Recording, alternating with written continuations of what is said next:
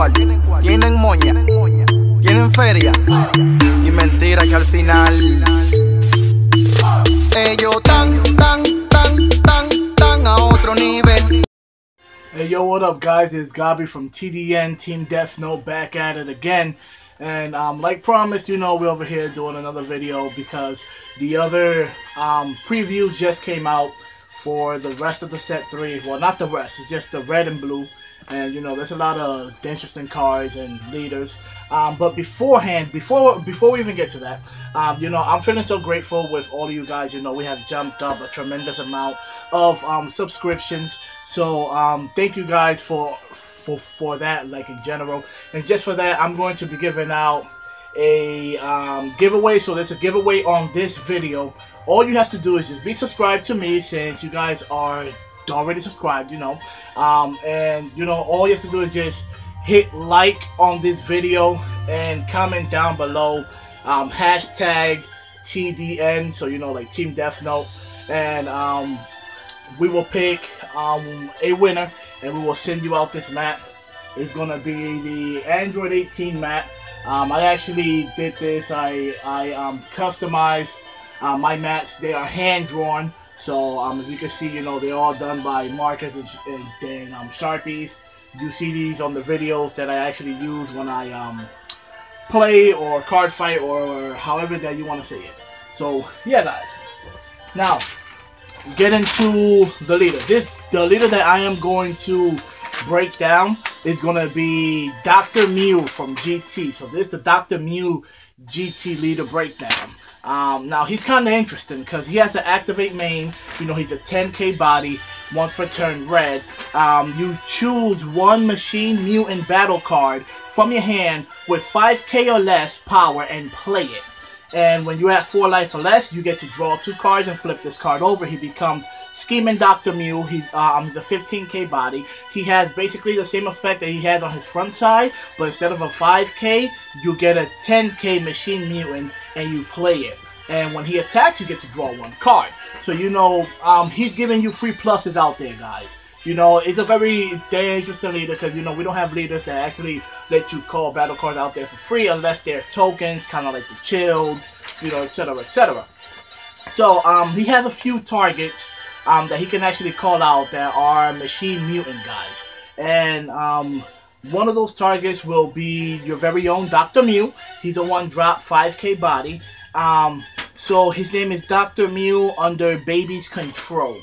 On play, you look at the top 3 cards of your deck for 1 machine mutant or card whose card name includes Baby among them, and add it to your hand. So by the looks of it, guys, he can search for himself or Baby Subdual. Now, Baby Subdual is a 3-cost extra card that lets you choose up to one of your opponent's battle cards with 15k or less power and switch it to active mode.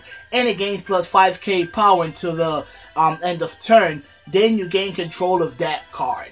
So, you know, the card is working wonders. You get to get control of a card that's 15k power or less. You switch it to active mode. It gains 5,000, so it becomes a 20k power card. And you actually switch it back to your side of the field. It's not even into the end of turn. It's just that you basically get control of that card. Another card that we will be looking at, which is another target for the Dr. Giro leader. For the Dr. Myuu leader. His name is Dependable Robot Giru. So he's a 5k blocker, 1-drop. If you have Pan as your leader or in the battle area, you could call him out for free. So he's a free blocker as long as you have a Pan on the leader area or on the battle area. But since this deck is going to be using some Pans, you know, you can actually call him out for free, or you can use the Dr. Myuu's effect to actually call him out there. He's going to be a free blocker. So one of the Pans that we're going to be running in this deck is called Russian Warrior Pan. She's a 1-drop 5k on play. you give 5k to your leader or battle card that's red, and until the end of turn. And if you combo with this card from the battle area, you get to draw one card. So on top of that, you tap one, you call out a pan, gives your Dr. Myuu plus 5k. You get to call out one of those Gitu Gitu robots, you know, Gitu Gitu Gitu Gitu, and he might slap the field for, you know, basically for free. Then you attack with the Myuu, combo with the pan, and you get to draw a card. So you know it's pluses on top of pluses, and on top of that you're gonna have a blocker on the field as well. The other pan that we're gonna be using is Fearless Pan. She's a drop. She's a 3-drop, 15k. You know, the card that should be at 4 of in this deck because it's too much. She has the blocker ability and she has the barrier ability, so she can't be targeted by your opponent's card skills. And an auto that when you play this card, you choose all of your other red leader and red battle cards, and they gain plus 5,000 and double strike. So, you know, I explained this in the Goku GT deck, you know, how broken this card is and how awesome this card is to be in the deck, because the deck becomes so very dangerous that it's not even funny. Especially in this deck, because in this deck, we're going to be running field cards like Planet M2. Planet M2 is a 1-drop extra card. You know, it has the ability that on play, if your leader is Dr. Myuu, which it is, you get to draw one card, and then it has an active battle skill that you tap this card during your turn, choose a leader or battle card, and it loses 5k, and if it hits 0 you get to KO that card. So you know, basically that card is good to set yourself up for the Babidi Subdual. So you get to tap that during a battle, and you choose one of your opponent's battle cards, and they lose 5k.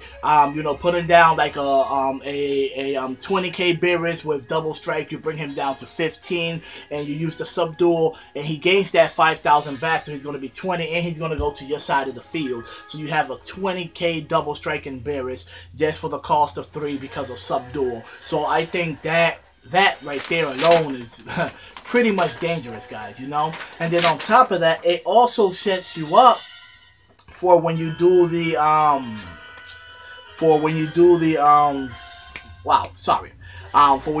Fearless Pan as well, because you know, just the fact that if you're like on a mirror match and your opponent is getting cards like that, you can actually just go down to your opponent, and you can actually, you know, like hurt your opponent, because your opponent is trying to do, you know, like some crazy stuff. And on top of that, we will be going for the Grand Tour Spaceship, which is a 2-drop extra card that lets you check the top 7 for a Goku GT, Trunks GT, or Pan or Giru with 15k or less power, and you play it for free. So the Grand Tour Spaceship is a 2-drop extra card, red, that lets you search for a 15k or less Pan, Giru, Goku GT, or Trunks and play it for free.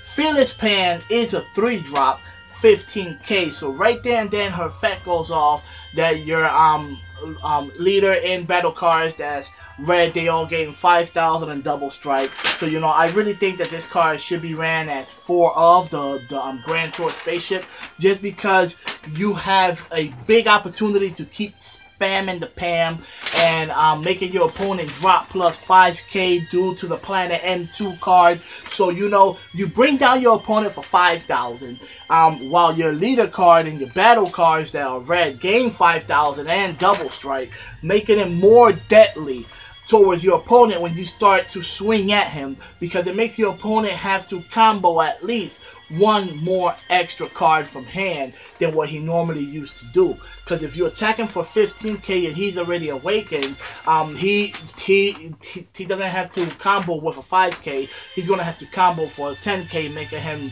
20 instead of 25, or 20 just with the regular 5k. So it becomes very annoying. It becomes very crazy, especially when you're late game, that your opponent's hand is kind of low and he has like no negates or 1 or 2 negates, and you have the field kind of swarm out.